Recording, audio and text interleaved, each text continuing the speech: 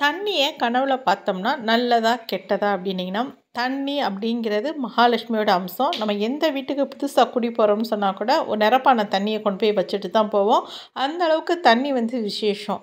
தண்ணிய ஆத்துல ஓடி வர்ற மாரி கனவுல பார்க்குறதோ, இல்ல கடல்ல நல்ல நுரையோட தண்ணிய பார்க்குறது, இது எல்லாமே நமக்கு கூடிய சீக்கிரத்தில நம்ம வீட்ல நல்ல காரியம் நடக்க போது, நமக்கு ஏதாவது ஒரு சுப நிகழ்ச்சிக்கான தகவல் வரும்.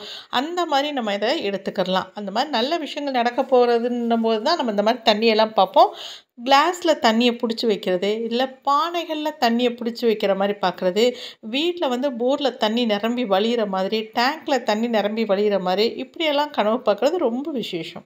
தண்ணிய நெறைய புடிச்சு வைக்கிற மாதிரி, இல்ல நெறைய நிரம்பி வழியிற மாரி கனவுல பார்த்தோம்னாலே, தன வரவுகள் அதிகமா இருக்கும். நெறைய சுபகாரியங்கள் நடக்கும். மெயினா பணம் தான் அதிகமா வரும். அதனால திடீர் அதிர்ஷ்டம் வரலாம். இல்ல ஏதாவது ஒரு வழிகள்ல பணம் வரலாம். புதுசா ஏதாவது தொழில் தொடங்குனாலும் லாபம் வரும்.